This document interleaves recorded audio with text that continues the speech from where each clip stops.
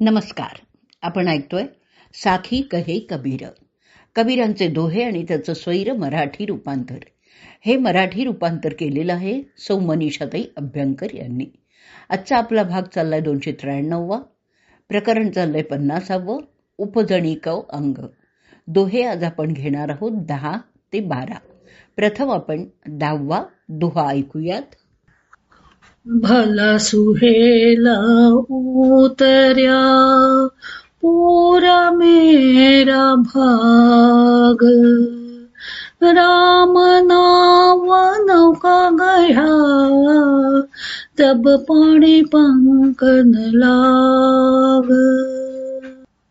भला सुहेला उतर्या पूरा मेरा भाग, राम नाव नौका गया तब पाणी पंकन लाग. भला सुहेला उतर्या पूरा मेरा भाग, राम नाव नौका गया तब पाणी पंकन लाग. कठीण शब्दांचे अर्थ ऐकूयात. सुहेला, सुहेला म्हणजे कुशलतापूर्वक. पक, पक म्हणजे चिखल.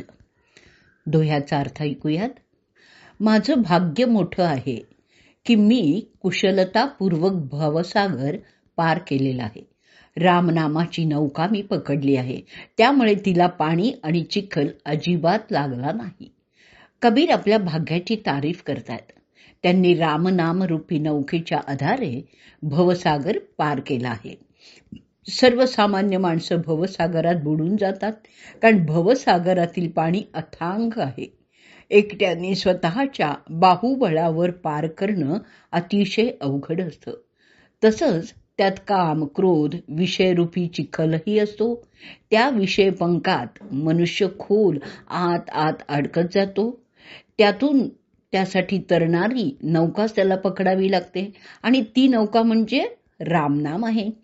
या नौकेचं वैशिष्ट्यच असं आहे की ह्या नौकेला मायारूपी जल आणि विषय वासना किंवा षड्रिपू रूपी चिखल स्पर्श करू शकतच नाही. आता आपण मराठी साखी ऐकूयात. भाग्य किती ते थोर पार मजसे दिसला, राम नाम नौका मिळाली स्पर्श न पाणी चिखला. भाग्य किती ते थोर पार मजसे दिसला, राम नाम नौका मिळाली स्पर्श न पाणी चिखला. भाग्य किती ते थोर पार मजसे दिसला, राम नाम नौका मिळाली स्पर्श न पाणी चिखला. पुढचा दोहा ऐकूयात. 11वा. कबीर के सो की दया संसा घाल्या खोई, जे दिन गए भगति बिन ते दिन साले मोही. कबीर के सो की दया संसा घाल्या खोई, जे दिन गए भगति बिन ते दिन साले मोही. कबीर के सो की दया संसा घाल्या खोई, जे दिन गए भगति बिन ते दिन साले मोही. दोह्याचा अर्थ ऐकूयात. कबीर भगवंताला धन्यवाद देताना म्हणतात की भगवंतांनी दया केली की सगळे संशय नाहीसे झाले. पण भक्तीशिवाय जे दिवस निघून गेले ना, त्याबद्दल मात्र मला वाईट वाटतंय. कबीर आपण भवपार गेल्याचं सांगतायत आणि ही केवळ भगवंतांचीच कृपा आहे. त्यांच्या कृपेमुळेच सर्व संशय दूर झालेले आहेत. वास्तव की मनुष्य जन्म प्राप्त केल्यावर आपण भक्तीचा मार्ग लगेचच धरायला हवा होता. तो धरला नाही. त्यामुळे सुरुवातीचे आयुष्यातील दिवस व्यर्थ गेले. नाहीतर या आधीच सर्व संशय नष्ट होऊन भवपार जाता आलं असतं. ही एक बोझ मात्र त्यांच्या मनाला लागून राहिलेली आहे. आपण आता याच दोह्यावरची मराठी साखी ऐकूयात. भगवंताची कृपा असेही संशय सारे नष्ट, व्यर्थ झाले दिन भक्ती विण म्हणून वाटे कष्ट. भगवंताची कृपा असेही संशय सारे नष्ट, व्यर्थ झाले दिन भक्ती विण म्हणून वाटे कष्ट. भगवंताची कृपा असेही संशय सारे नष्ट, व्यर्थ झाले दिन भक्ती विण म्हणून वाटे कष्ट. पुढचा दोहा ऐकूयात. 12वा. कबीर जाचन जाई था आ गई मिल्या जंच, ले चाल्या घर आपणे भारी पायासच.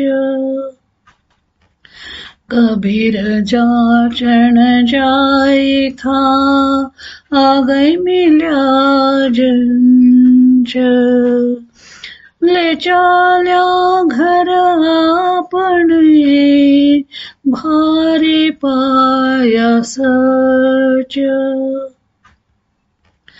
कबीर जाचन जाई था आ गई मिल्या जंच, ले चाल्या घर आपणे भारी पायासच. कठीण शब्दांचे अर्थ ऐकूयात. जाचण. जाचण म्हणजे याचना. अजंच. अजंच म्हणजे याचना न करणारा. दोह्याचा अर्थ ऐकूयात. कबीर सांगतात की मी याचना करण्यासाठी जात होतो, पण मार्गात मला याचना न करणारा भेटला. तो मला आपल्या घरी येऊन गेला आणि तिथे मला सत्य प्राप्ती झाली. मनुष्य जन्म प्राप्त करून जीव सतत काही ना काही इच्छा करतच असतो. प्रत्येकाची प्रकृती धर्माप्रमाणे वेगवेगळी इच्छा असते. कबीरांना सुद्धा अशीच इच्छा होती, पण त्यांना लौकिक गोष्टी नको होत्या. इच्छा होती ती भगवंत प्राप्तीची. बाकी इच्छा पूर्ण करून घेताना मनुष्याला खूप पायपीट करावी लागते. परंतु भगवत प्राप्ती इच्छा जर असली की ती स्वतः भगवंतच अशा भक्ताला येऊन भेटतात आणि आपल्या परमधामाला घेऊन जातात. आणि इच्छा तोच पूर्ण करू शकतो ज्याला स्वतःला कसलीही इच्छा नसते. आता आपण या दोह्यावरची मराठी साखी ऐकूया आणि या साखीबरोबरच आजचा भाग आपण इथेच संपवूयात. याचना करण्या निघालो भेटे मजसी दाता, घेऊन गेला घरी आपुल्या सत्यप्राप्ती मज आता. याचना करण्या निघालो भेटे मजसी दाता, घेऊन गेला घरी आपुल्या सत्यप्राप्ती मज आता. याचना करण्या निघालो भेटे मजसी दाता. घेऊन गेला घरी आपुल्या सत्यप्राप्ती मज आता.